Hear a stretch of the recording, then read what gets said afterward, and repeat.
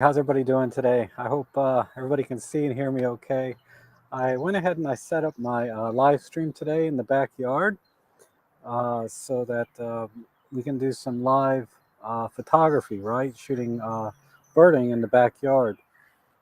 And I'll wait a few minutes before I get really started with the camera and gear, but I wanted to talk about the setup a little bit first. And basically, I'll be using the Olympus OM Systems OM1 with the 300 millimeter f4 Pro lens. And I have the Godox radio trigger here, and I have a couple of Godox flashes. The V1 on the left side over there, and over there I have the Godox 8200. And I'll be shooting in full manual mode, and also I'll be doing some full auto modes. Maybe we'll try TTL just to kind of show you the differences. Because my goal today really is to show you how I take birding shots in my backyard. I tried to do it Thursday, and for those of you that were able to keep up, I guess it was okay. But today I wanted to slow down a little bit and explain, step by step the setup and my process for um, getting the kind of shots that I do just in my backyard. So I'm very fortunate that um, I have a pretty good variety of birds in the backyard here. Um, So let me see. We have sound, we have video. Okay, good. So people chime in. Let me know you're here. I see Mark Wolf is here. David Crooks. Hey, good morning. um, and the only other thing I've done since that day is I had to buy a new Godox 8200 because during the stream last week, the other one fell down and it actually broke. I took it apart and fixed it the best I can. So it works. But I can't, I use that for my like paid work, right? So I can't bring a halfway working flash on the job. So I had to buy a new one. So I'm using the new one today. And let's see. I put the bird feeder out just about a half an hour ago. So it's taking a little time for the birds to come in. But they know it's here when they're looking for it because when I first put the bird feeder out, and this was a few years ago, but when I first put it out, it took almost 2 weeks for the birds to find my bird feeder. Even though my neighbor right next door has had a bird feeder for as long as I've been here, uh, they didn't know to just hop over the fence and come to my bird feeder. It took a couple of weeks, but now uh, they check my bird feeder pretty regular now. So I can put bird feeder out, and within sometimes a few minutes, they're on it like white on rice, right? But uh, today it's a little bit slower activity. But I'll try and name the birds as I see them as well, best I can. I may get it wrong, so you have to double check anything I say in this video about what bird species might be uh, coming in. But let me show you the my framing. Oops. So let me go back to wide view. All right, right there. I'll try and put my finger on it. Right here, I have a branch that I attach to an umbrella holder for like an outdoor table. And at the top of the branch, it's a pretty thick branch. It's about this big around. I drilled a hole about an inch down into a 1 inch hole into the top, and I filled it with bird seed. So time to time, one bird will usually get on the top and start feeding, and every now and then pop its head up, and that's when I want to get a shot, is when they have their head up. And then the two bird feeders on the left here, let me show you this one first. So that's the stick, and like I was saying, I have the bird seed. You can't see my finger, but I have the bird seed right in top. See that? That's a nuthatch feeding out, and you can see where he's feeding from. And then over here, I just have a couple of regular bird feeders, and let me brighten that up a little bit. So, that's a standard bird feeder on the right. And then over there, I have a suit cake type feeder. So on this feeder here, I like a good mix of sunflower seeds and other stuff, corn and some millets and things. That the sunflower seeds seem to have really attracted more interesting birds. Like I was having trouble getting blue jays before, but now now they're coming all the time. And sad story, Ellie got one of them. My dog right in front of me. I could not. I tried to save it. I couldn't. But yeah, she caught a bluebird, just leaped up, grabbed it, and I ran over as fast as I can to rip it from her jaws, and then it just kind of died slowly. Oh, it's so sad. Beautiful bird, the blue jays. Well, there's one now actually, right on the bird feeder. I don't know how she got it. She is fast. And then over there, like I said, the suit cake. The suit cake, all the birds seem to like that, but specifically the woodpeckers like this particular type of bird seed when it's in a cake form like this.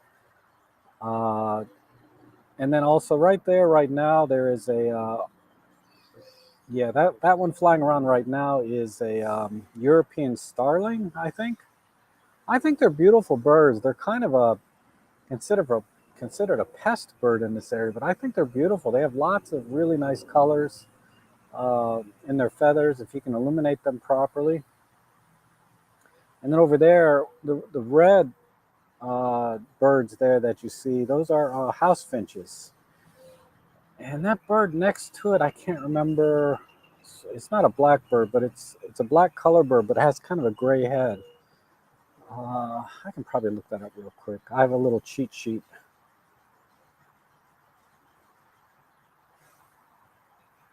Um,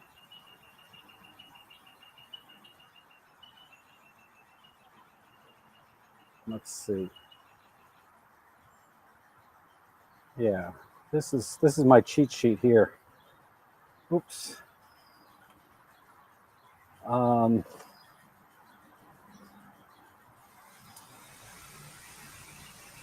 yeah, house finches here, European starling, the common grackle. I haven't seen these juncos yet this year, but they used to be around pretty common. And I do see this northern mockingbird time to time. Where's that bird I was just trying to identify? White-breasted nuthatch, no.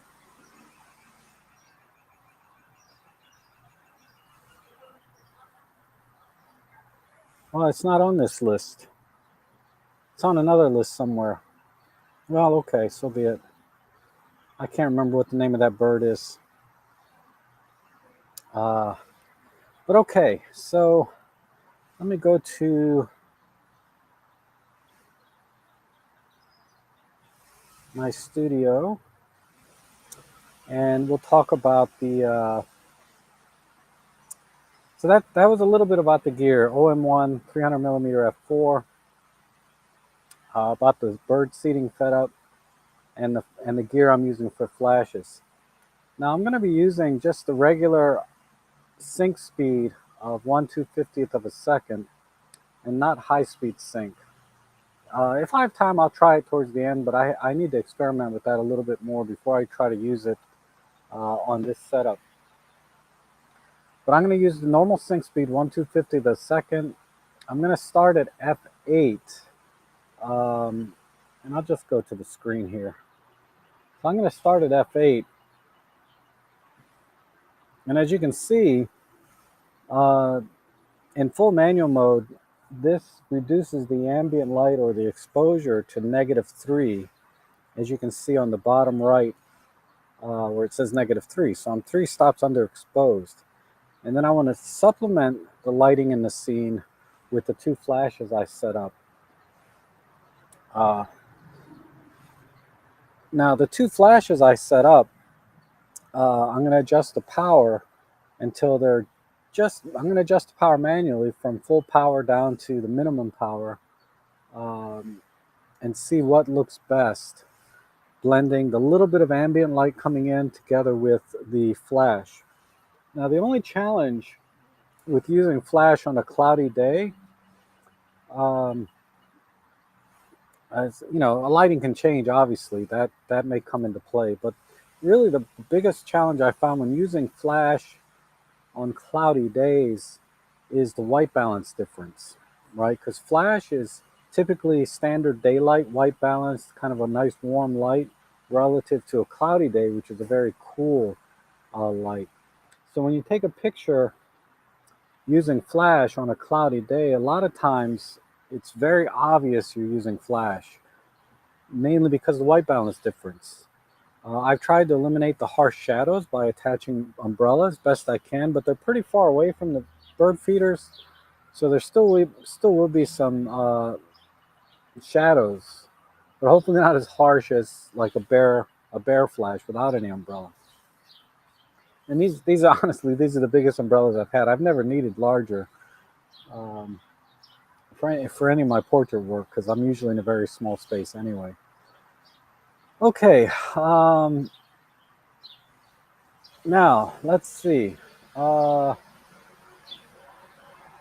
let's do a couple test shots. And I'm already familiar with the power output of these flashes, so I know the 8200, which is like a 200 watt second. The Godox V1 is approximately 100 watts, maybe a little more, but it's roughly half as much light output as the Godox 8200. So if I put these both at full power, meaning 1/1, the V1 over here on the right, on the left, is only going to put out half as much light as the one on the right when they're both at full power. So, and like I said, they're roughly about the same distance from the center, but the uh, V1 I placed intentionally closer to the branch, this tree right here that I'm pointing to. Because sometimes the birds like to land up in this tree on a branch, and those are really nice when you can get a more natural scene like that than, say, a bird on a bird feeder, right? And then the the Godox 8200 here is much closer to the branch than it is to the bird feeders, right? So it's opposite. Oh, the beautiful cardinal just landed, took off again. Um, they'll get a little more comfortable. That's another reason I'm kind of jibber jabbering a bit. I'm trying to wait for some good birds to come in and get comfortable with me sitting here. Uh, I'm roughly 30 feet away or 10 meters from the bird feeder. And they're pretty comfortable with me. And I put Ellie away. But they've been a little bit skittish the last couple of days since Ellie took out one of their friends. I don't know how many of them saw that happen, but since that day, the other day, um, I haven't gotten quite as many as birds in my feeder. Okay. So since I understand the general light output of the flash, because I've been using these for years, I can take a good estimated guess of where to start at. So I guarantee I'm going to start at about a half power. I'll just start at a half power on both and see how it illuminates the scene that it's intent to illuminate. So if the bird is on the center here, on this bird feeder here, um, the V1 will act as the key light, this flash, and this flash on the right will work as a sort of a fill flash. And then vice versa, right? If the bird lands on the branch, the 8200 over here will be the key light, and then the V1 will act sort of as a fill flash, if anything. And it'll also give a nice key light into the eye of the bird when they both fire at the same time. So no matter which way the bird is sitting on that branch or on the bird feeder, I should always get a key light in the eye, right? And after the stream's over, I'll post, all of the keepers onto my Instagram and Flickr, so you can kind of pixel peep them and look at them close.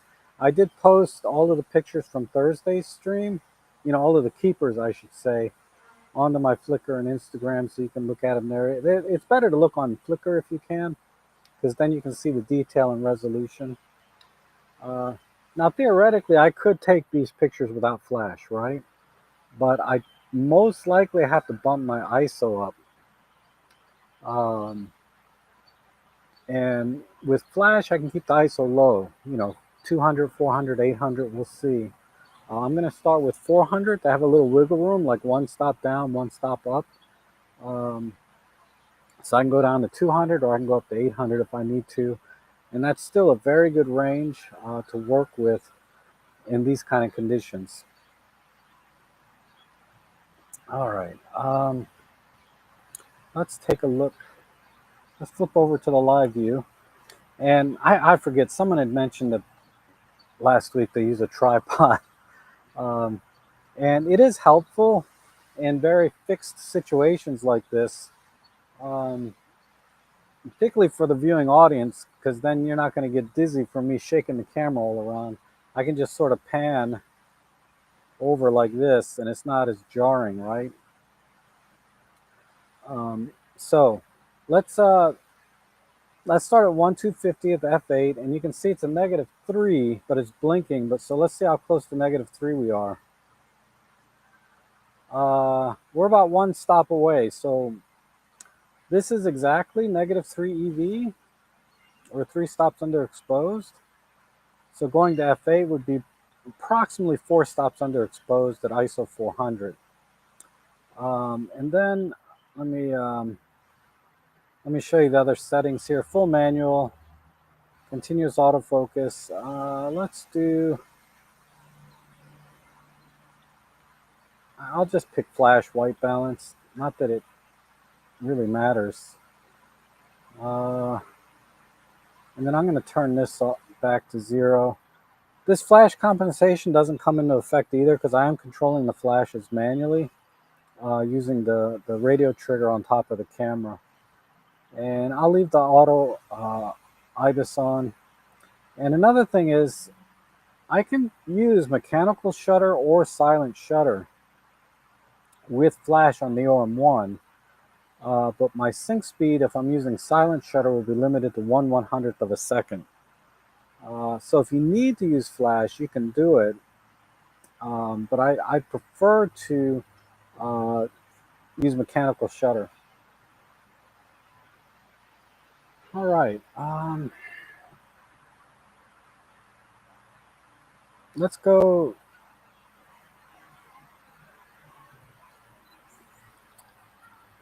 Okay, so the question is 1/250 of a second is 1/250 of not too slow for birds. If they're just sitting on the branch, no, it's fine. And ideally, the flash will freeze the action, because the flashes, when they fire at like half power or quarter power, they act as the shutter, giving you, a shutter speed effectively of like 1/1000th of a second, for example. I'd have to look up in the tables exactly what the flash fire timing is. But I'm crushing the ambient light as much as I can so that the flash acts as both the primary light source and as the shutter to help freeze the action. Now, it won't freeze it completely because there's just too much ambient light here, and I'd have to get an ND filter on and shoot at full power, maybe raise the ISO, etc. There's a lot of things I'd have to tweak to get a true freeze the action type shot using flash. Like, for example, if I wanted to shoot hummingbirds using flash, I would definitely have to do a lot more work in the lighting setup than I have here.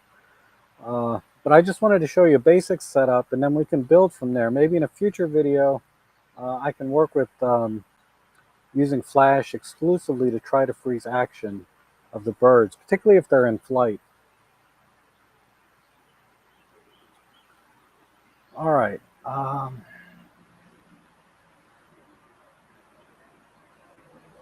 There's no birds. You know what the problem is? My neighbor I don't know if you can hear it. They're over there. They have their gas generator on for some reason, powering up their power tools and stuff. So there's virtually no birds here. There's a nuthatch just landed. Let's get the lighting just right. So we're at -2.5 stops here, which is okay. And I'm gonna check. I'm gonna check my flash power. So I'm gonna put flash A, which is the V1 to half power, and flash B to manual mode and half power. And let's just take a shot of the bird feeder and see how that looks.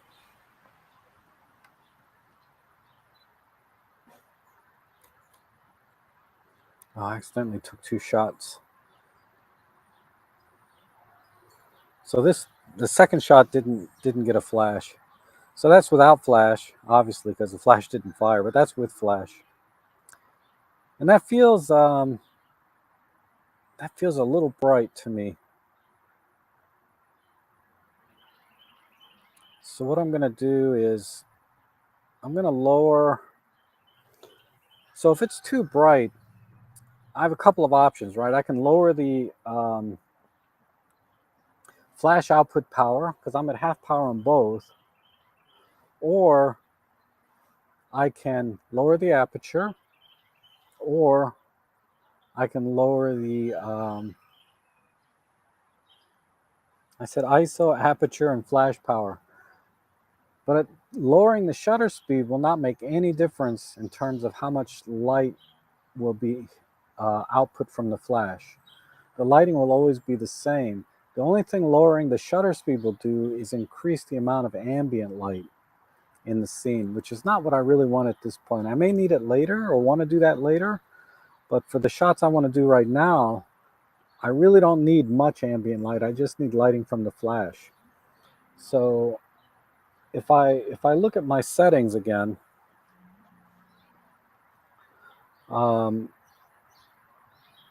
shutter speed won't make any difference. I can lower aperture, lower ISO, or lower the power output on the flash.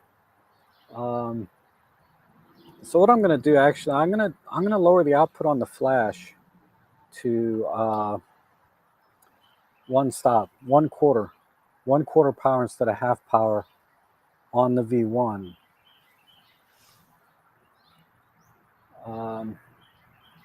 So that would be channel A or group A, 1/4 power. All right, let's take another shot and see.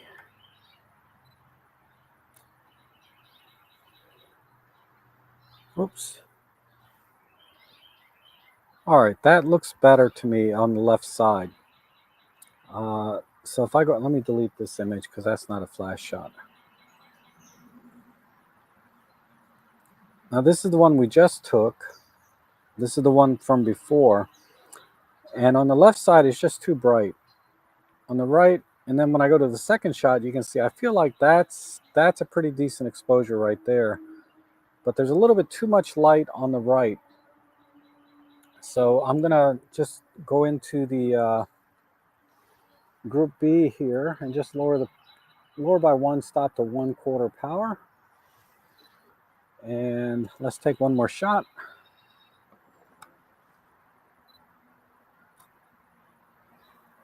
And punch in. All right, that looks pretty good. Looking at the histogram overall, the histogram is, since most of the thing in the scene is ambient light, the histogram is all the way to the left. And there's a little bit of a highlight on the right side, a stash, which is probably the top of that bird feeder. So I think actually what I'll do is I'm going to increase the aperture to f5.6 by one stop and see if I can just get a little bit brighter image.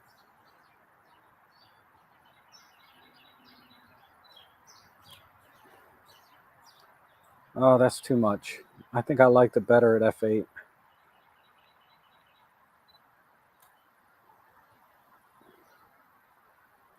Okay. So I feel pretty good with that. It feels just a little dark to me though. So I'm just going to add a little bit more power on the right side.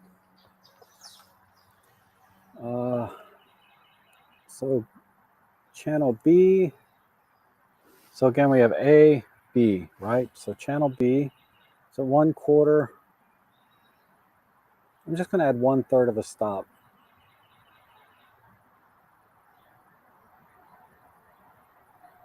Just a touch. Let's see how that looks. Yeah, that looks a little better. There's before. It's just a hair. I know it's very, very subtle. I'm going to increase the power again on the A flash. Let me go back to half power.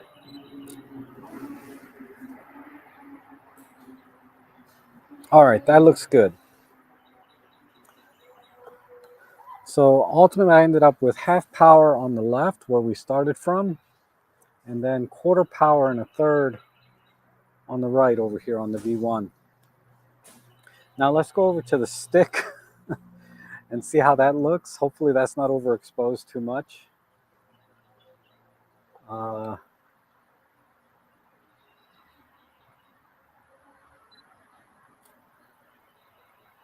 me punch in. All right.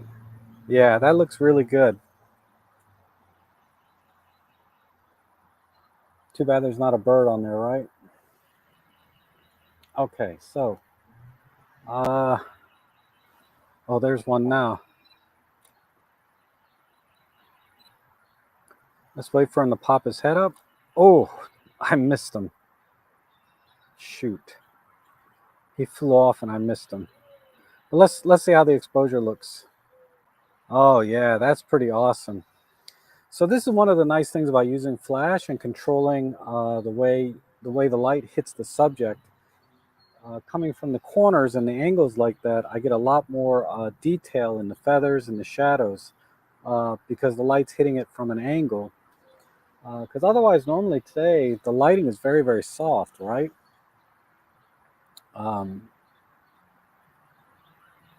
And I would not get this kind of detail. And most likely, I wouldn't even get, if we look closely, I wouldn't even get this catch light in the bird's eye. And just for reference, that is a white-breasted nuthatch. Let's see if I got anything else. No, that was the test shot. All right. Okay. Yeah, it feels a tad dark, Walter. But let me look at it one more time. The one we just took. This is image. I don't need that one because he flew off. I could go a little brighter on this one. And my only risk would be is blowing out the highlights on the feathers. Now, granted, I have really good highlight recovery with the Olympus cameras. I found it to be really good. So I could risk going a little bit brighter. I could risk going a little bit brighter and be able to recover those highlights. Because that would be better than trying to recover shadows, which is a little bit harder to do without noise.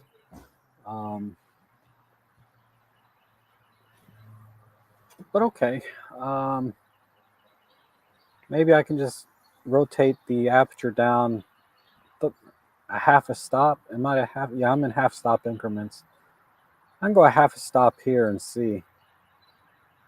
Let's see how that looks if a bird ever lands back on there. Um,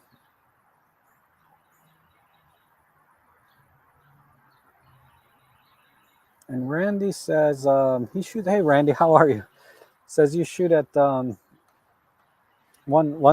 of a second.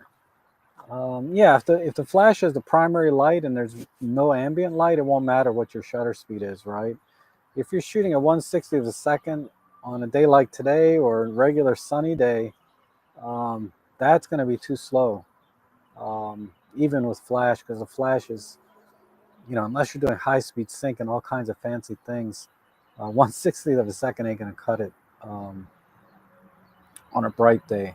But it makes sense as, towards twilight and evening, you could get away with 1/60th, I think. That's my initial thought. We'd have to kind of chit chat about that a little bit one on one and see what you're doing. But that's not something I would do personally. Um,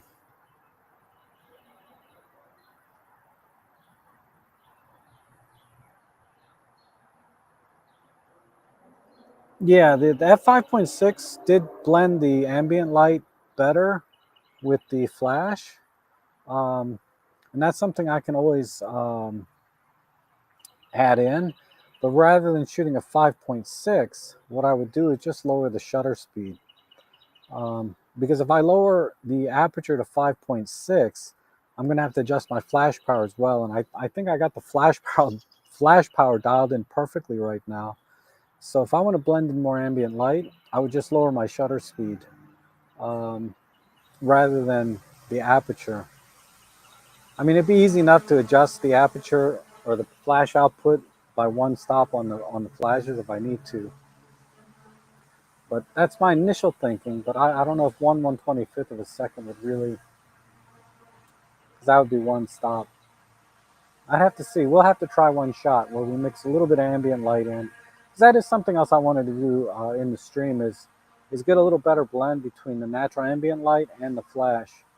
But a lot of times I can fix some of the I know you guys can't hear it because the noise filter is canceling it out. Oh, it's so noisy in my backyard. Uh, I can't even think straight with all this noise. Um, I think I was talking about mixing ambient light in post processing. So yeah, I can post process a little bit and blend the lighting that way um, if I need to. But it's better to do it in camera. It's more natural. It sounds like they're doing pressure washing next door. They are so busy next door, constantly doing something. It's never quiet at my house. Last night for practice, I was using the EPL9 full spectrum cam with the 300 f4. Wow. Okay, I'll have to look. Post them on Instagram, or not Instagram, but on Flickr. I'd like to look at those. That'd be cool. And what I've heard is that that is not the case. The flash does not bother the birds, and I haven't seen it bother them while I'm here. Now, if I learn otherwise, yeah, I'm gonna stop using flash with birds. But there's so many tutorials on using flash with birds and things. Um, I would expect that somebody would say something by now if it's a problem. I'm sure some birds are sensitive to it, but the birds I have here in my backyard, they don't seem to mind that I'm using flash, and I don't know if it does any harm, but I don't think it does.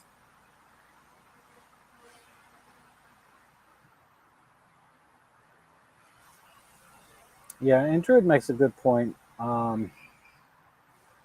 The Using the umbrella also reduces the impact to um, any potential impact. It lessens it because it's not a sharp point of light, right? Where the birds start flying into white dots. um, it should have less impact.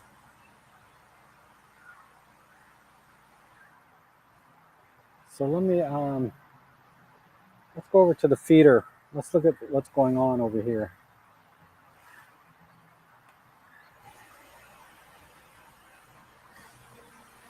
So nothing on the stick.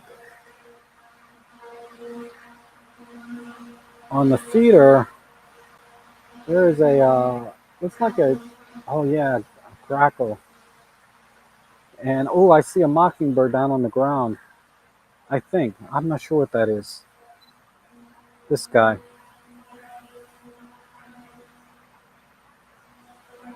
Northern mockingbird, maybe? Oh, there's a blue jay just landed on the stick. I lost my place here. There's the umbrella branch. There it is. See it there? Let's take a look. Oh, he's got his head behind the branch. I put this branch on, attached it to the, the bird feeder pole. But we can do one more. And I dialed in a half a stop of aperture from the last shot. So this still looks a bit flashy. I mean, if I want to mix a little more ambient light without affecting the flash, I can just lower the shutter speed. Let's see. Oops, it's slightly focused on the branch instead of the bird.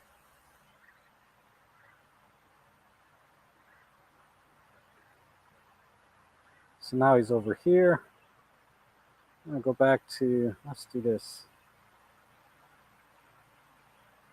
Yeah, that looks good right there. 1/80th of a second. So I've dialed in practically a stop of ambient light.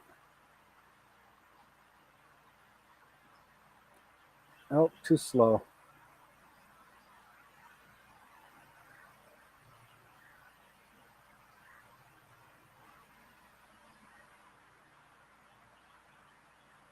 All right, let's go back over here. This is my primary focus now. Sometimes they will fly up into this branch. I don't have the flashes set for this, but let's see how it looks. Yeah, there's enough light. A little bit of flaring on the left because the umbrella is a little bit close. So if I move over here, yeah, I can deal with that. So sometimes the birds will fly on that branch. Oh, seriously. They turned the generator off.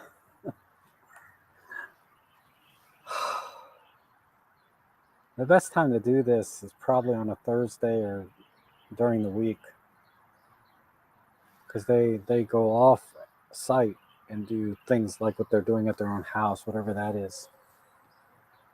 I can't even see what they're doing honestly because they have like 3 containers in their backyard, full size containers. I have to show you. But this is a full on container right here. That's not a fence. And then there's another one back there, and then another one behind my piece of crap shed. That's back there. And then anyway, I love my neighbors though.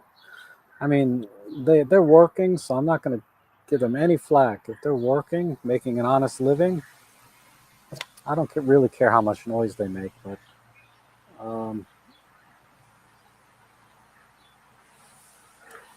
so the Mark Wolf says the one flash is way better. So what do you mean by the one flash? Like meaning the 8200 is better than the V1, or using one of the flashes is better than using both? If you can clarify that question a little bit, we can address it maybe. Or, see, this is my problem. The one with flash is way better, yes. Yes, with flash is better. So now I understand your question. My mistake.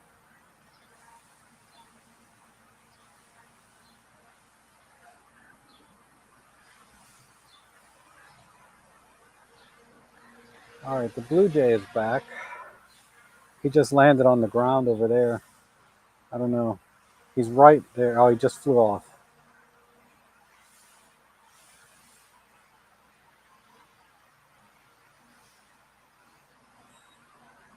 Let's flip over to the.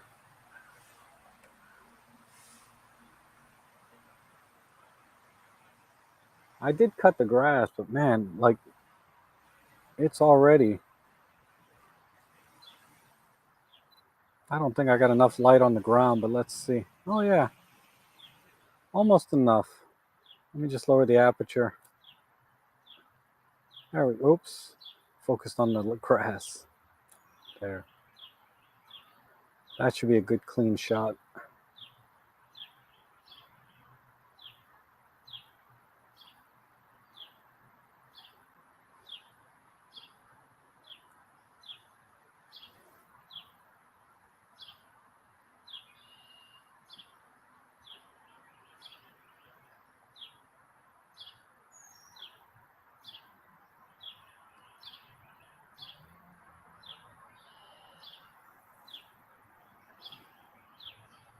Oof.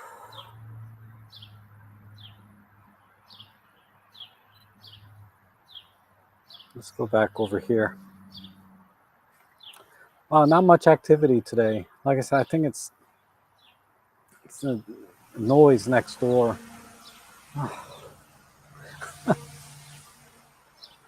It's shocking. I don't know what they're doing over there.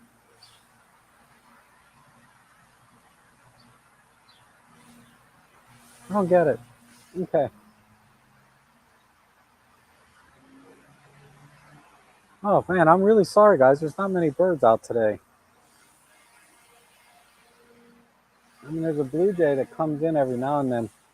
Usually, when the bird feeders are all full up, some of the birds will go over onto the stick and feed over there, and that's where I got a lot of good shots on Thursday. But today, um, they're just not coming down. Oh, there's another uh, blue jay up here.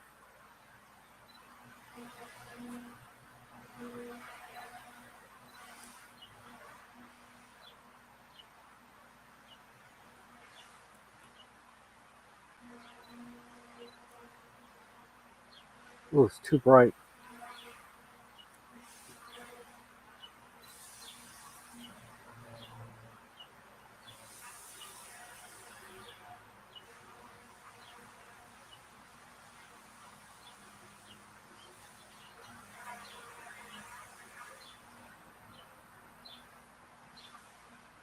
That's a European Starling right there.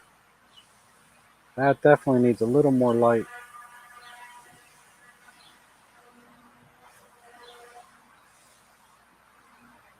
So yeah, we're not freezing the action, but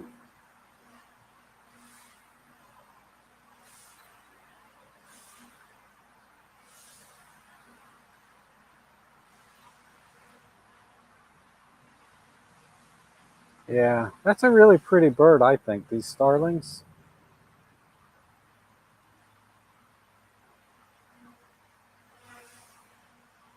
Oh, he went up into the branch over here.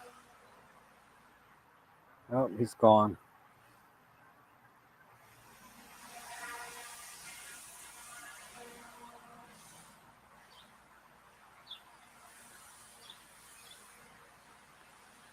Ah, okay. We'll keep trying for a little bit. Uh, ask them. Druid says, ask them to follow you on YouTube. Then they will know when not to make noise. My God, what are they doing? I wish. I wish I knew.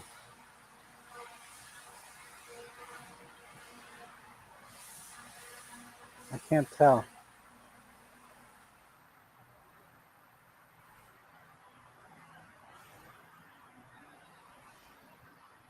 But I think that's partially why the birds are not here. It's just so noisy. I'm gonna walk over and see if I can figure out what they're doing. Tell them to knock it off.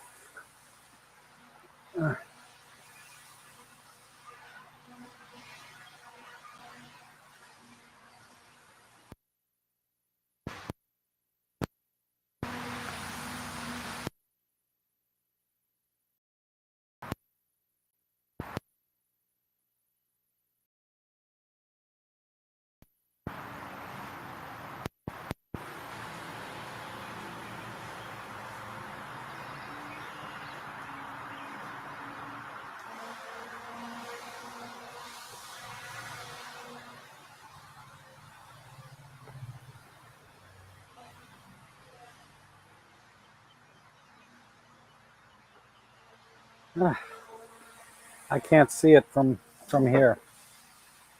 It's on the other side.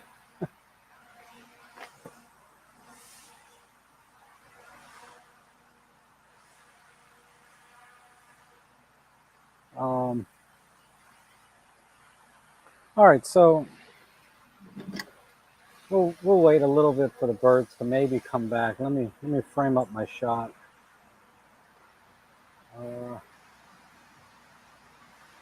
Let's do a test shot because I've been messing with the settings.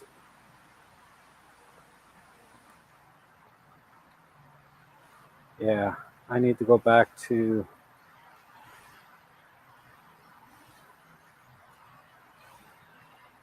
Yeah, that looks good. Maybe just half a stop back. Um, so any questions about the setup or anything I'm doing here? What I'll do is let me just talk for a couple of minutes about. I think it's Mike Lane.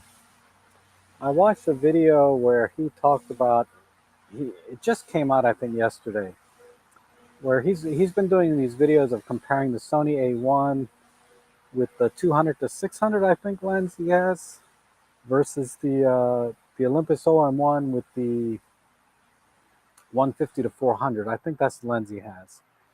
Um, so I think ultimately they cost about the same overall. They're each about 10 grand setup, $10,000 setups. I'm just taking a guess. But in any case, the Sony A1 is sort of their flagship camera, and it's really used a lot by a lot of birding wildlife type photographers. 60 megapixels, 20 frame per second continuous autofocus. And I just wanted to summarize. He wanted to decide between the two cameras. So I'm not going to spoil it for you because I want you to watch his video. But I'll talk about some of the key things that he found were uh, different about each camera. What was better, what was worse. Um, and some of the things he said about the OM1 that I found also in practice when I was using the camera for like birding. And primarily, uh, he he found that the camera acquired focus faster than the Sony A1. Like was able to lock onto the bird faster, but keeping that focus through the entire burst, the Sony A1 did a better job. So once the Sony A1 acquired focus, it would not let go. It held on for the entire sequence. But the OM1 acquired focus faster, and out of the sequence of say 50 frames, there will be 2 or 3 frames that will be out of focus, right? Usually right together. And then once it locks back on, it's not having any problems. Oh, I see some birds here. Let's see what that is. This looks like just a sparrow, maybe? I forget what that's called. Let's see how we do on lighting. Not bad. I think if he stands up or flies away,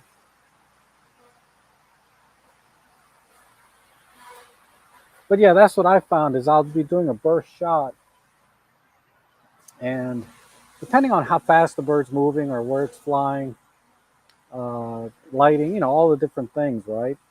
Usually I found the first 2 or 3 frames can be out of focus as well.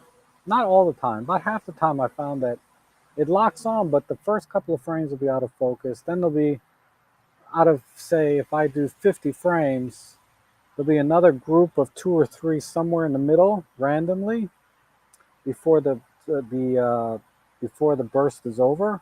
There'll be 2 or 3 frames out of focus. But ultimately I end up with like, out of 50 frames, I'll end up with at least 40 frames tack sharp. And that's something I was never able to do with my previous Olympus cameras.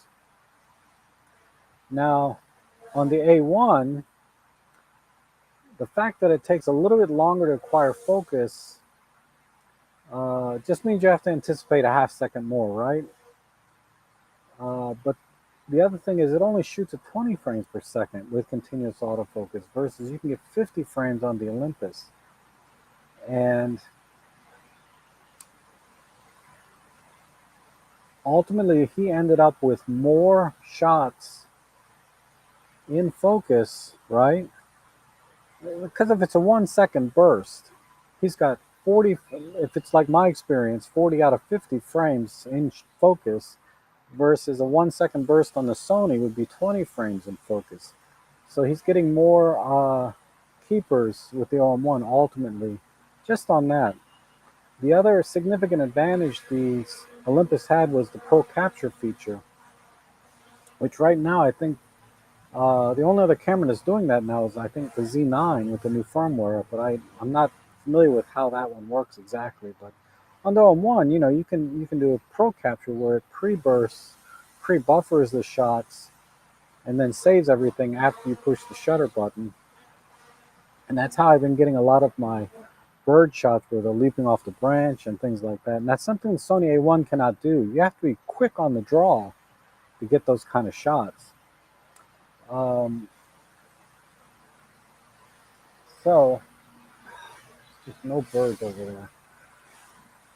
So that was another, I think that was the main reason, or one of the main biggest features of the OM1. Now, the biggest advantage of the A1, besides holding on the focus once it acquires it, is you know, the 60 megapixels, the ability to crop. And that cannot be understated. Because I remember when I went out and I looked at some hummingbird shots from a fellow photographer that had the Sony A1 and a 600 f4. I talked about that. When I cropped in on a little tiny hummingbird, I mean, the amount of detail was pretty amazing. And the focus, you know, was perfect, right? I mean, I wasn't using the camera. I just kind of looked in the screen and looked at the shots he take. And then I've looked at shots he's posted on Facebook and things. And, you know, clearly that cropping ability of 60 megapixels makes a big difference. So if you're shooting even with a 300 millimeter lens, you can crop in and it's effectively, you know, a 600 millimeter lens because of that cropping ability. And if not more.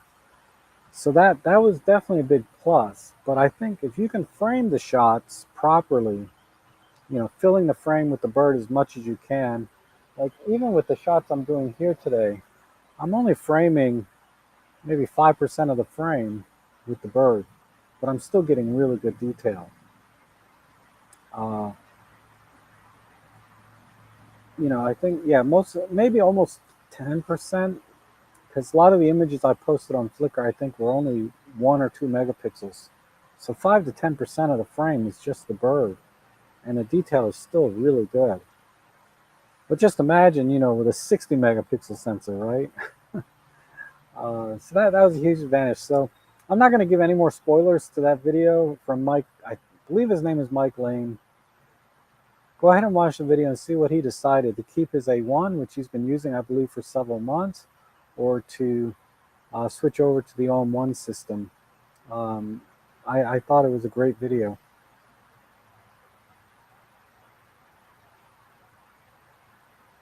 Yeah, better. I think it was you were saying I need to mow the lawn last time, so I did mow it. um, all right, so I was jibber jabbering there for a while. Let me see what's. Let's see. Sounds like the woodworking. Yeah, yeah, it could be. It's definitely an air compressor tank. I don't know what they're doing. Anyway, uh, yeah, the D500, and that was that I was very close to buying that camera myself when it came out. And I remember everybody giving it flack because they're like $2,000 for an APS-C camera, and people were giving it crap about that. And I'm like, it was worth every penny, you know. I think that camera was the autofocusing system was really sort of the highlight of that system. And being APS-C, you had a little more cropping ability. the lenses are longer, effectively. Um, but yeah, I decided to go Olympus for myself.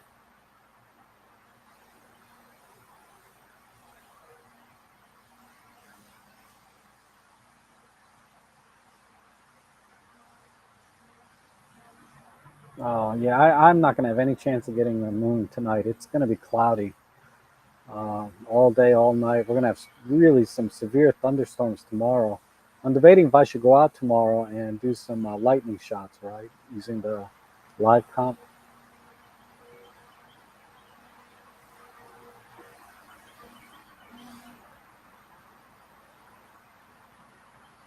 Oh, that's interesting. Over there, you don't mow the lawn in May. Better for insects.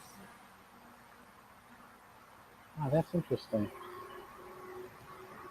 Man, I can't believe on a normal day, those bird feeders would be empty by now. I mean, it goes fast when they're on it. Like they just ain't jack happening today. There's a robin over there. Is he gonna stick? Nope. Took off.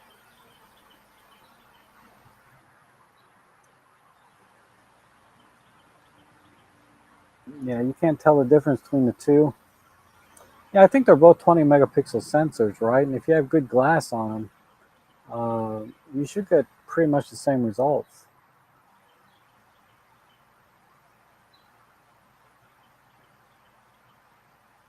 Yeah, I was thinking if if I can get a good point of view uh, on lightning, maybe I'll call David up, David Crooks and David Tellett. Maybe we'll all go out together.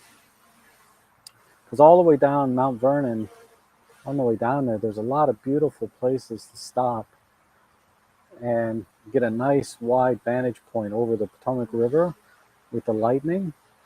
Um, the only risk is, if you use a tripod, you're basically setting up a lightning rod into the ground. I mean, I don't know if that's a real thing or not, but when I set up a tripod and there's a thunderstorm, that's what I'm thinking. Is like, is this basically a lightning rod or what? Has anyone heard of anybody getting knocked out like that? I know golfers, right? They got the cleats on their shoes and the golf club, and they swing up and they get knocked out time to time. But I don't know about photographers.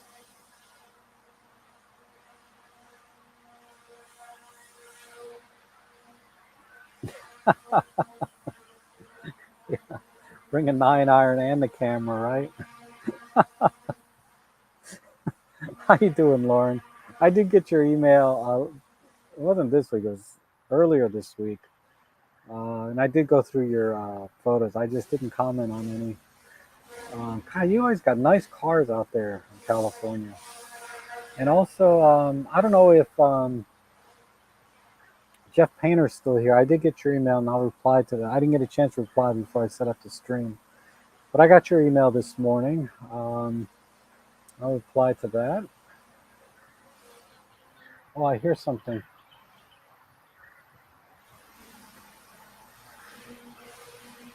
Oh, they're just not sticking around.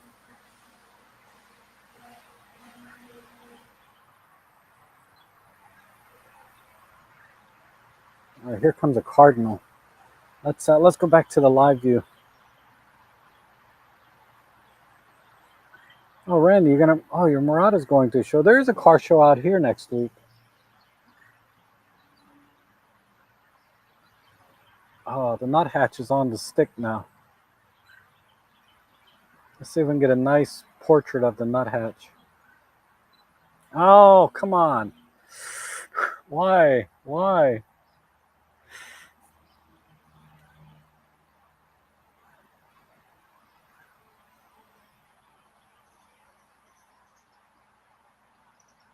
Maybe there's a blue jay on my neighbor's bird feeder. I don't know if I can get a shot of it. gone now. Oh, he's back. Hold on. Oh, seriously? Is there something wrong with the seed in the stick?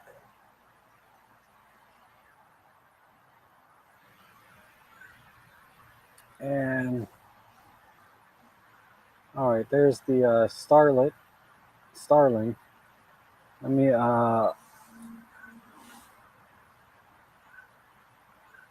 yeah, that's a beautiful bird. Let me do it. Let me mix the ambient light a little bit. There. That looks a little more natural. Maybe.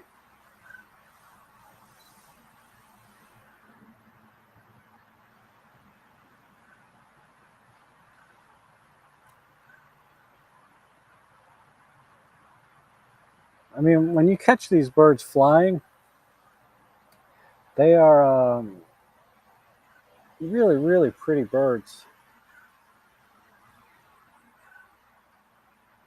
See if one went up on my stick here. No.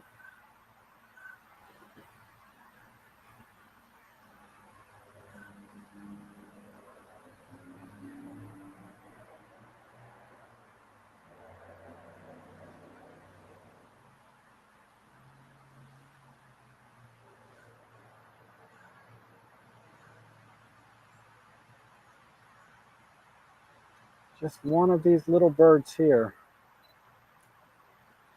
Not much happening. Let me punch in. Yeah, front focused a little.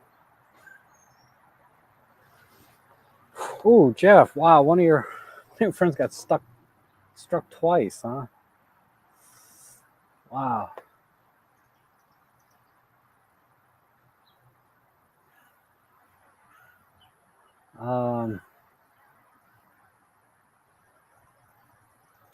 Randy suggests using Pro Capture. I could use Pro Capture, but I'd have to disconnect it from the HDMI. The Pro Capture's, well, actually, I don't think it's the HDMI. I think I can't use Flash and Pro Capture at the same time.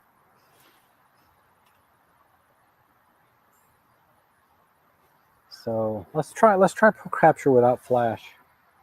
I'll turn off, because Pro Capture is silent mode for one. And let's see. Can I select Pro Capture? Yeah. And let me see what my Pro Capture settings are. 10 frame buffer, 20 frames per second. Okay, that's good enough. Let me just do a quick test shot. There's a cardinal up there. Oh, the blue jay came back. Hold on. So if I I need more light.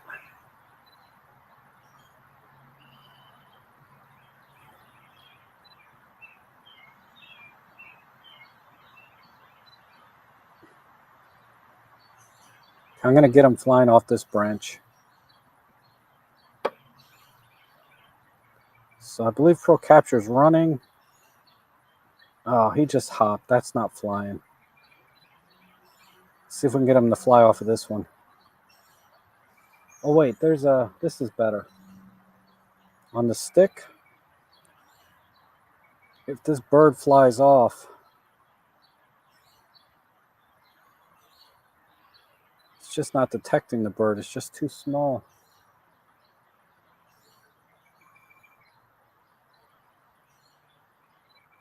All right, let's go back to the blue jay, because it is seeing the blue jay.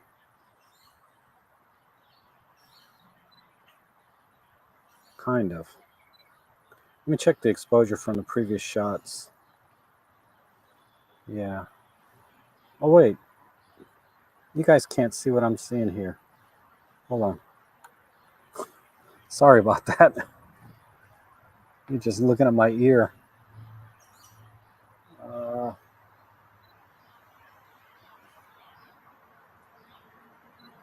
Let's pro capture this guy. All right, let's see if I got him. So if I back up,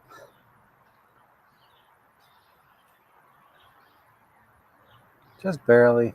There's not much flying action here, and plus my shutter speed's way too slow.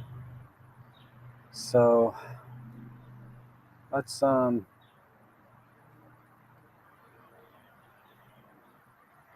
if I'm going to use Pro Capture, I'm going to have to go to Auto ISO. All right, let's see if I got him that time.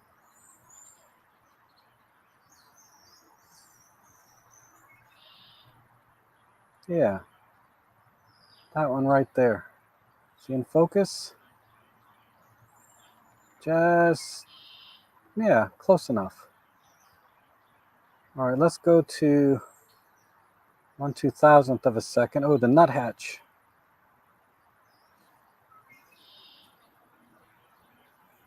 Oh, there's a female cardinal down here. If I can get him flying, oh, come on. Just wait for him to fly off. Oh, red-winged blackbird over here.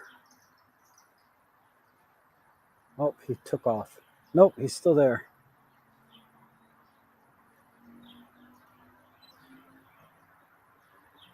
He's hiding behind these branches.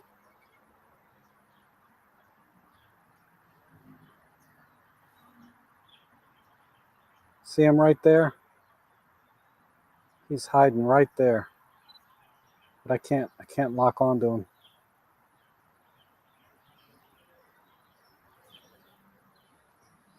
Okay, forget about him. Let's try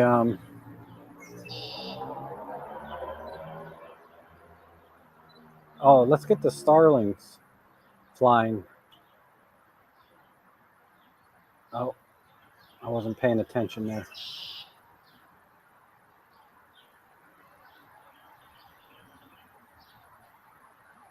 Since they turned that machine off, the birds are coming back.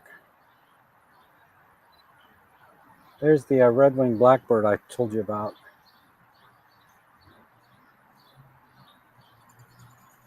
Oh, some cardinals are coming in.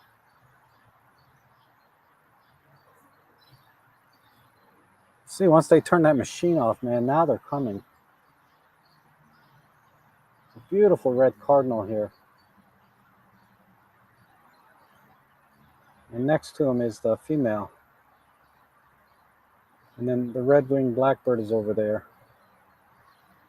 So yeah, if they don't turn that machine back on, we'll be in business here.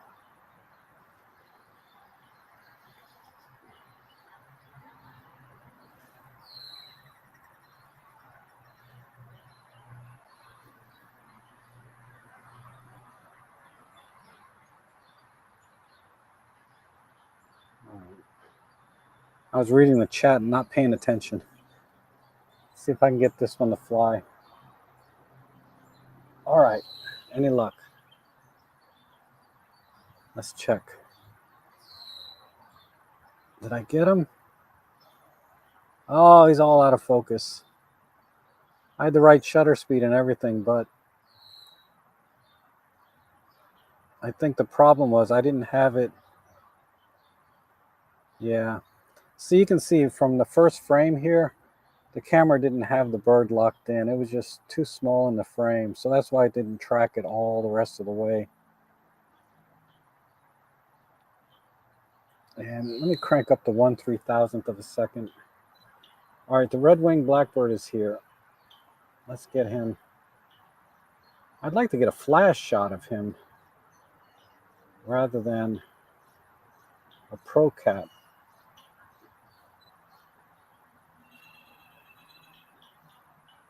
Ugh, I don't think I got nothing on that. Let's see. Not bad.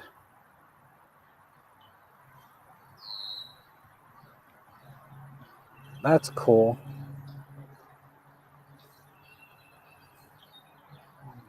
Let's see. Go back some more. How about that one? Not bad. But he's just a bit underexposed because he's such a dark bird. But if he comes back, I want to get a flash shot.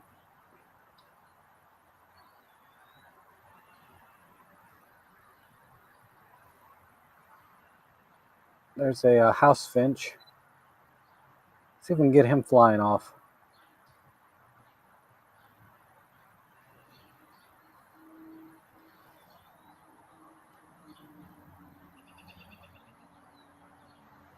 Oops, lost you. Hold on.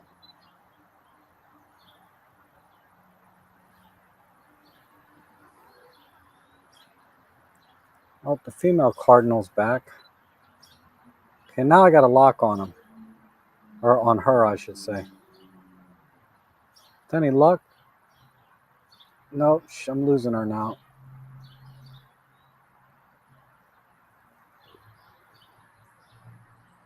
How about the nuthatch here?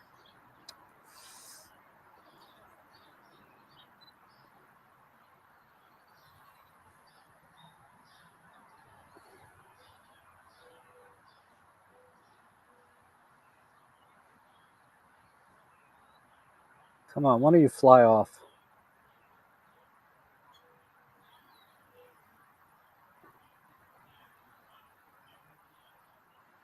There, let's see if we got him. So I'm in playback.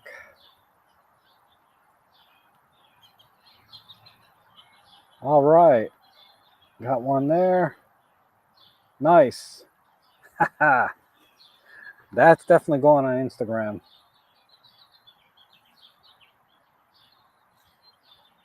Look at that. Oh, that's awesome. Taking a birdseed with him. You really can't ask for much more than that. I'm telling you. See, that frame is a little off. And then now we're totally gone. I think it went back. So we got about 3 frames in focus. I think the AF switched to over here.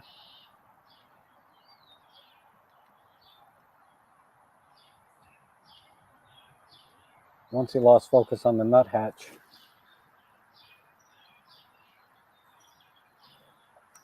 Yeah, got one keeper. Like I was saying before, on a good day, I'll get like 3,000 shots, and then I'll get maybe, a half a dozen keepers out of it. And there's definitely one there. Randy says, turn off AI and go to CAF and small focus point. If the bird wasn't going to fly off, like I'm trying to do pro capture, I'd have to turn on. Yeah, if I was hand holding, I would be able to do that maybe. It's very hard to do CAF like single point when you got it on a tripod. I'm much better at tracking with my handheld.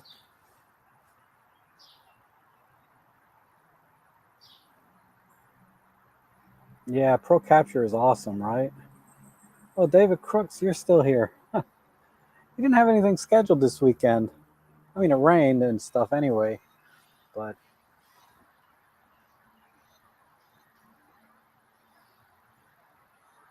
all right, something just flew back.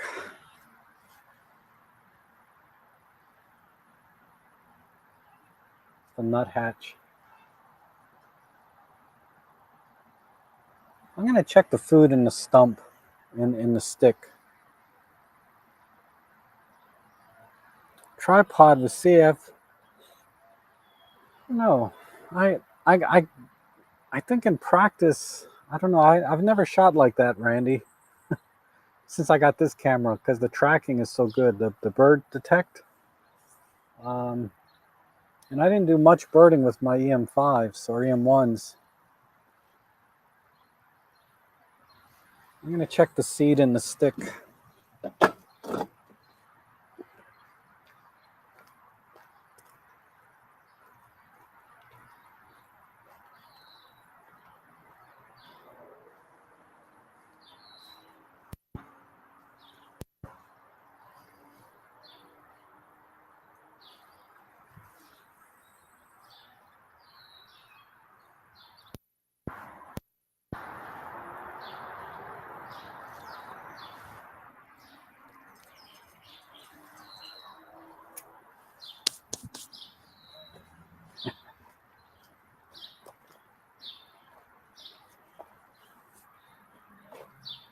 is a little low.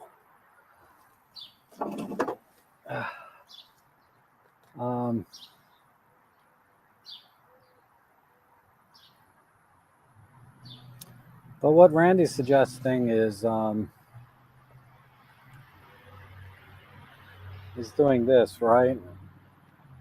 Going to single point, we center that, and then CAF, and then turning off the bird detect. And then I guess what I would do is focus here. That point may be a little.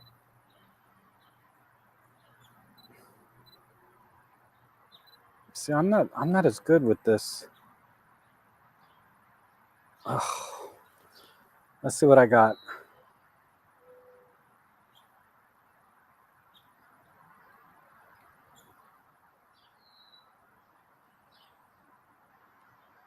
Oh, nice.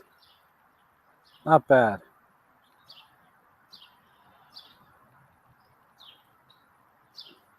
That'll clean up nice. I'll be Randy. Your method works well.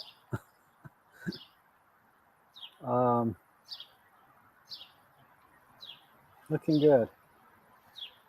Let's try it on the nuthatch.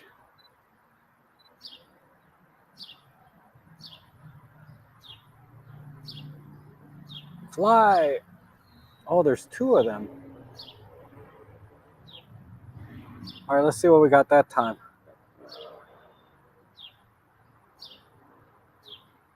Look at that, there's two of them, a little bit overexposed.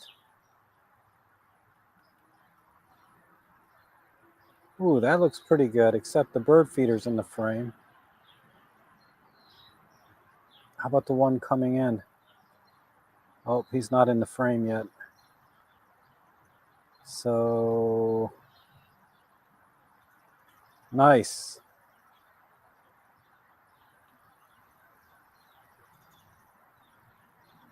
Yeah, these are pretty good. Who needs bird detect? Uh-oh. My flash over here is shaking in the wind. But I have a weight on it down there this time. Oh, wait. What's on the stick here? Let's see if I got him.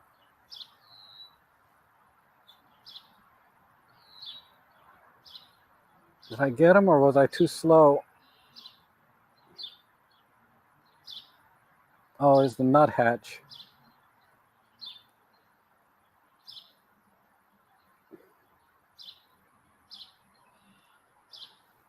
I wonder if I'll be able to recover that in post. If I do, I'll post it on Flickr.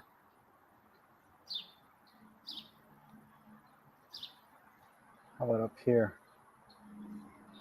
Yeah, he's a bit overblown, but I might be able to recover that. Here comes another one.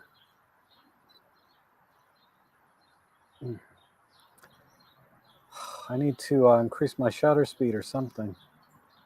Well, it's already on. Let's see. Back up.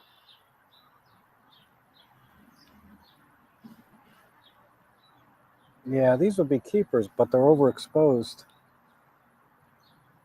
So what I'll do is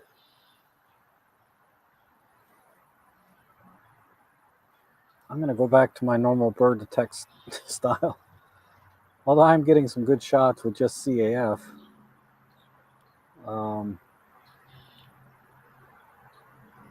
Oh, okay. Bird detect. Oh, the European starlings are back.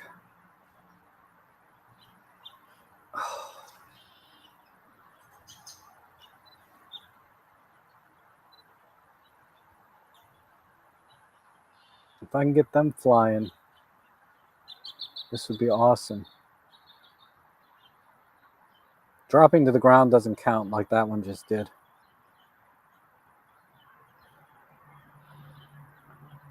Come on. False alarm.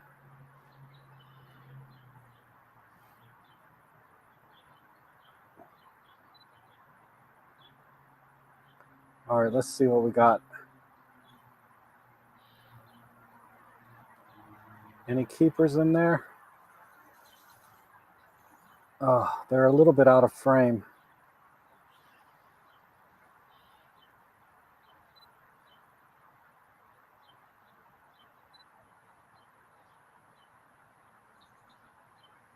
Let's check again. Oh, Blackbird. Oh, I missed him.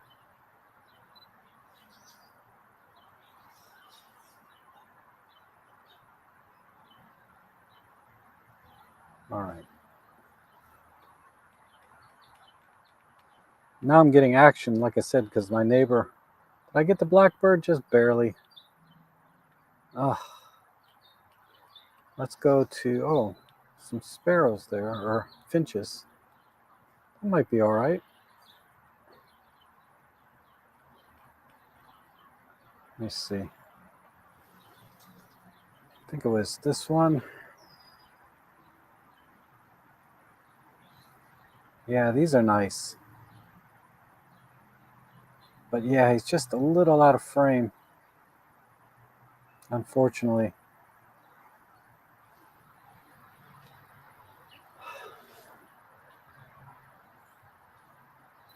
Let's get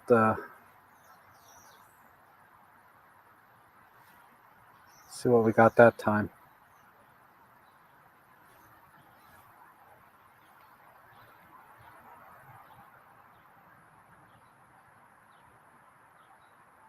Oh, a little out of focus.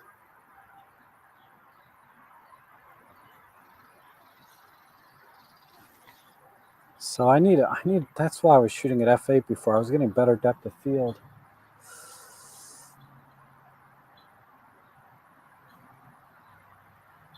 That's not going to cut it.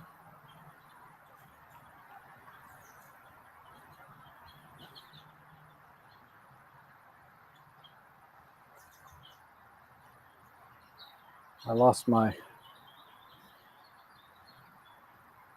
there it is.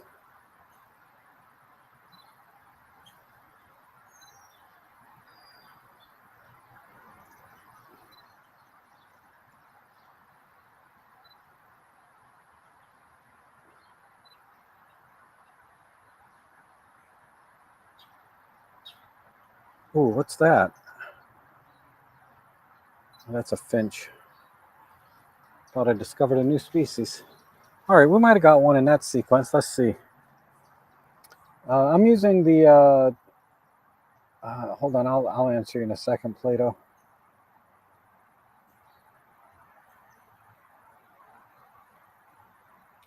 I think one of these, yeah, this one. He was flying in. Nope.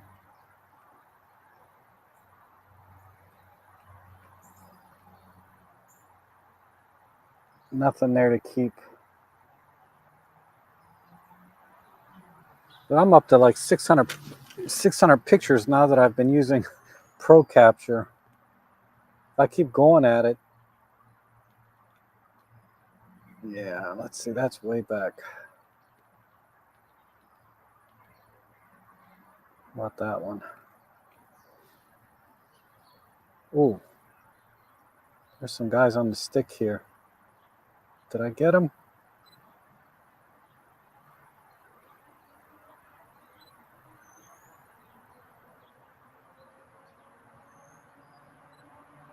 Where's my exposure count? Here.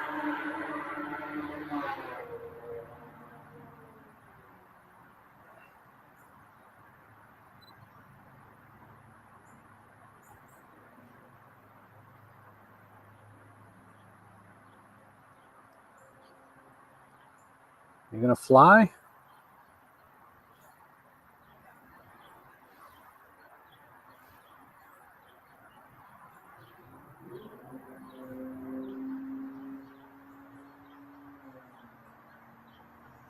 He's so small.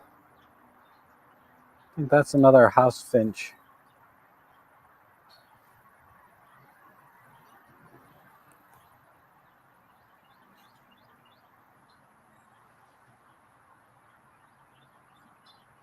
lot of waiting around with birds and flight type shots.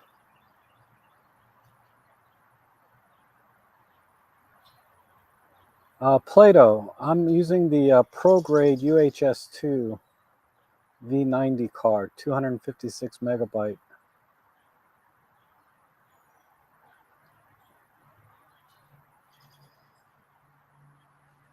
All right, come on.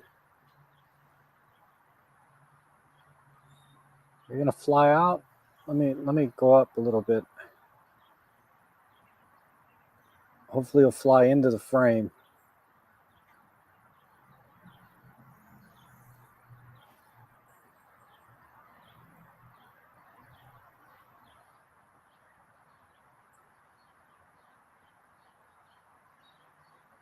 Man, he's just happy as a peach in that little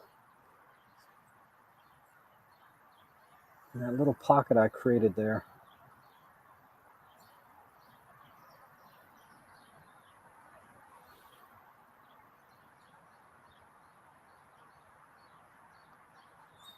Dang it. Riveting live stream.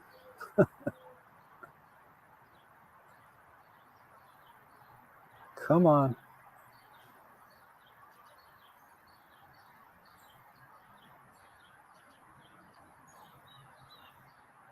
Even if I get him in flight, it's not that interesting of a bird. The read and write speed is I think they claim 250 megabits for both read and write. But I'm getting closer to 300 when I actually test it. But, you know, it's the fastest card I could afford at the time. Man, he's just sitting there forever.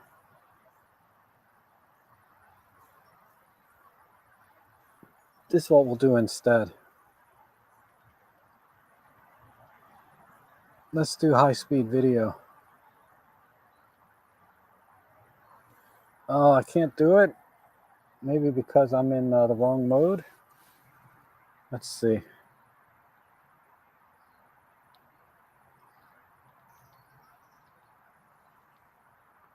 Oh, because I'm using HDMI. So the fastest I can do is 60p.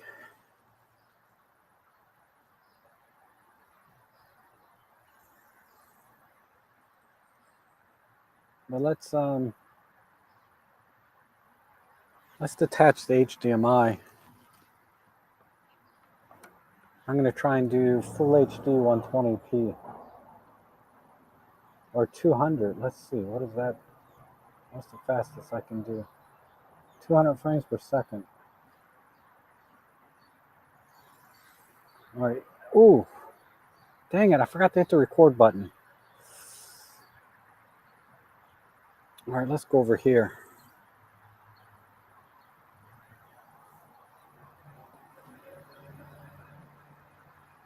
Why isn't the record button working?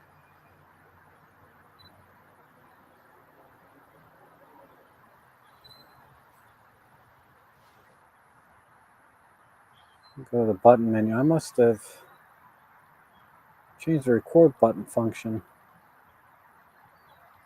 Yeah.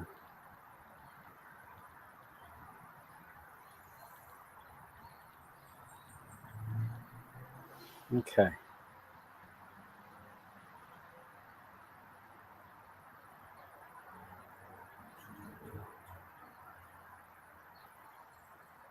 Oh, the Blue Jay is back.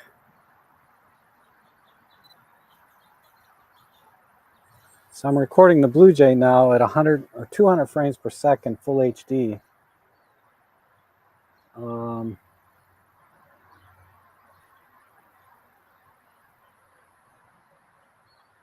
Nice. So what's that? That's 1 minute? No, I don't know.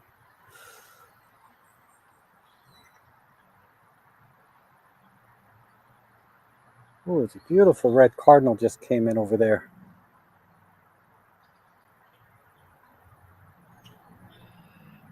Let me get him for you.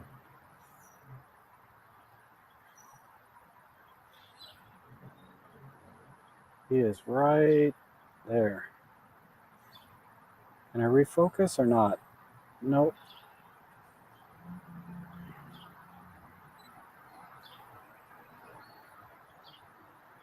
Okay. I want to get this blue jay with flash though. But we'll try.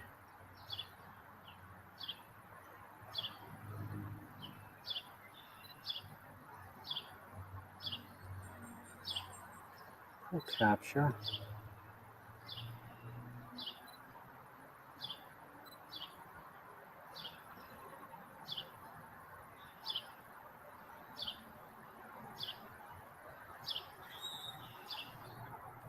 Let's see if I can share with you guys.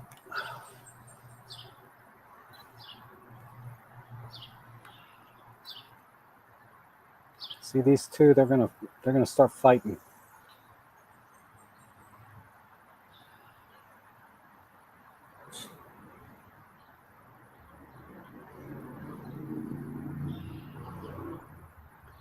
Oh wow! There's a beautiful red cardinal up here.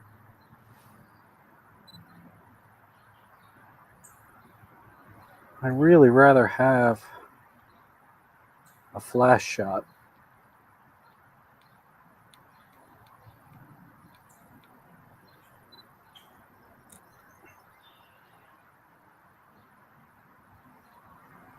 Yeah, a little bit of glare from the.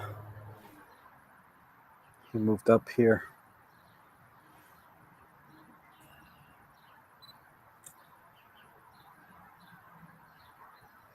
Not enough power from the flash.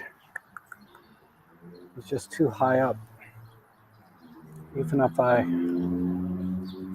crank up the power, full power, let's see what happens. Where did he go?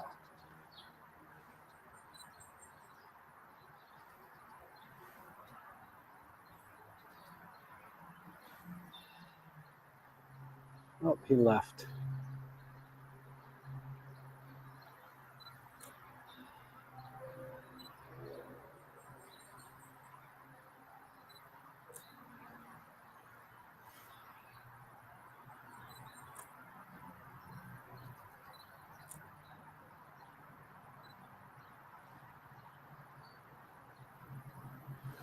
We get a keeper out of that? No.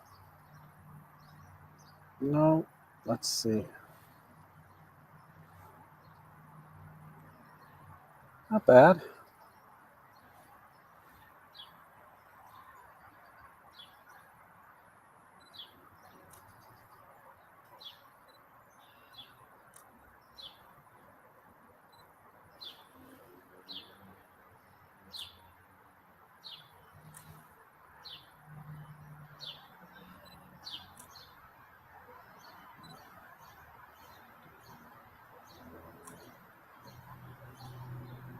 Nah.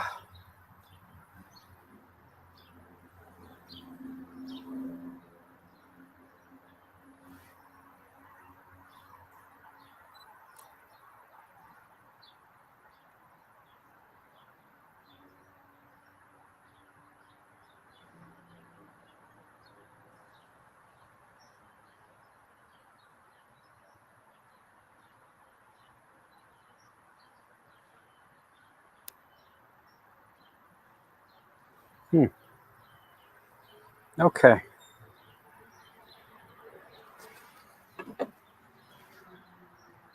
Oh yeah, come on. Can I get?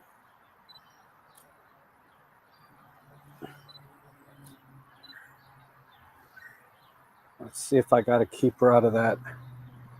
Yeah, that's looking good. Nice. I like it. Once in a blue moon, they go right in the right place on that branch. All right, good job. Good job, Rob. Pat myself on the back for that one.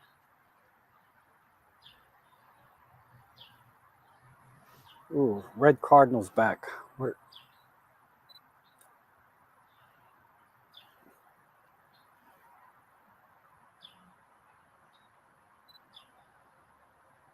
Yeah, they're just too fast sometimes.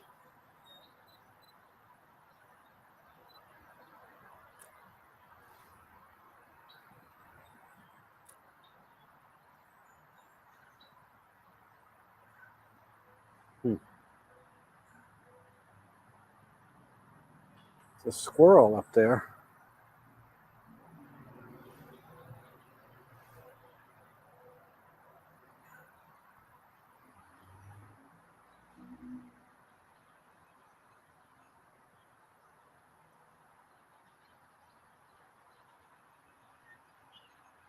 Oh.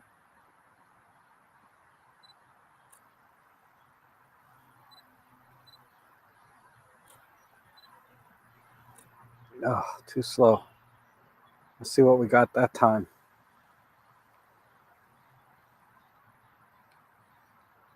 That's not bad.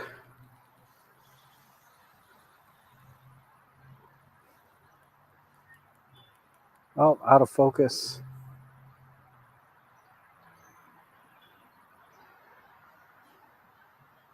Oh man, that blue jay was just right at my feet. Then he flew back. Hold on. This will have to be a natural light shot up here. Where'd he go?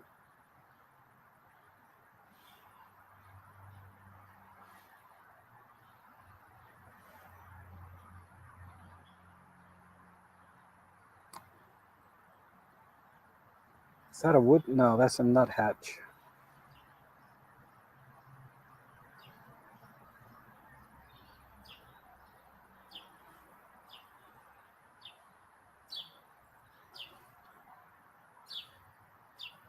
I'm much better handheld than using this tripod for tracking these birds. I'm having a hard time finding them when they go up in the tree.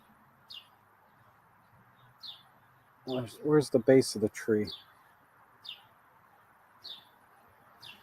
There.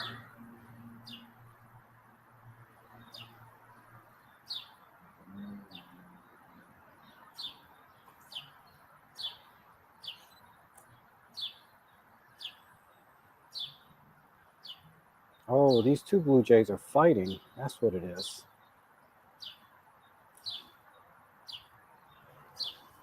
Oh, missed it again.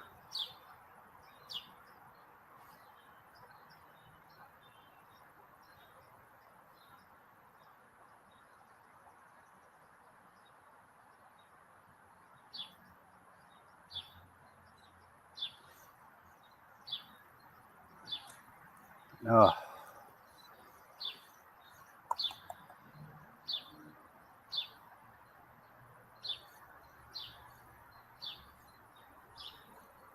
All right.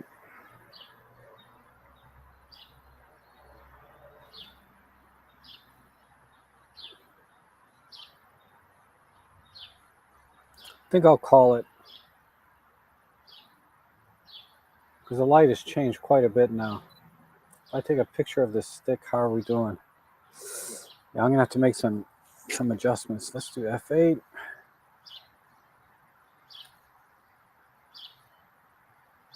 Yeah, that's not gonna cut it.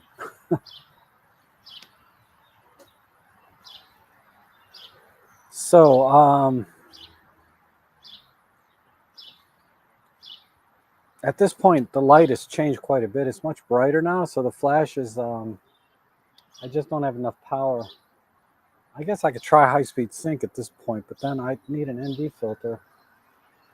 But let's see what happens. If I do high-speed sync, oh, where's my high-speed sync switch?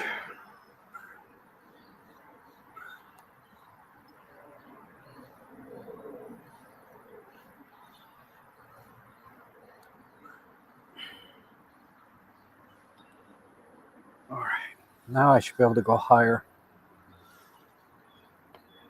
Let's see if we do 1/1000th. 1/2000th. Why is this? Oh, because I'm in auto ISO. Hold on, dumbass.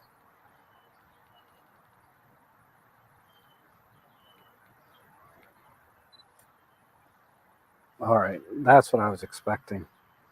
So let's try 1/1000th. Way too dark.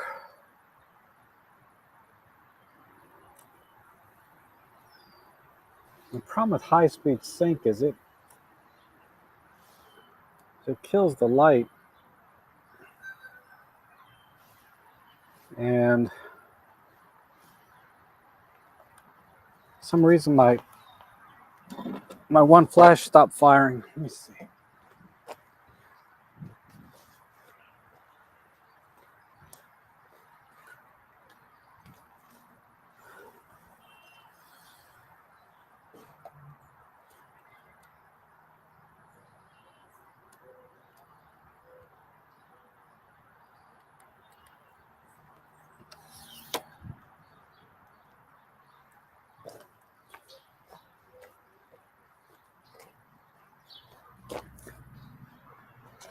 All right, the battery's dead. I thought I charged it before I set it up this morning. Ugh. Try one more time. Oh, there it goes. All right. Let's see what now.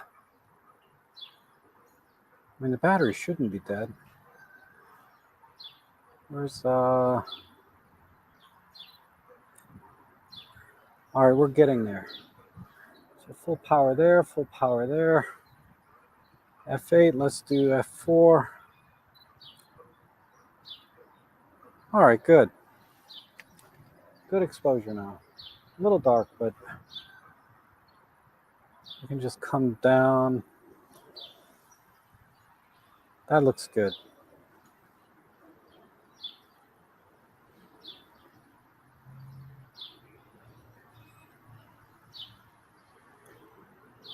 So technically I'm in high-speed sync now. So if I need to raise the shutter speed, I can. But now the light has gone back down. I don't really need this high-speed sync anymore.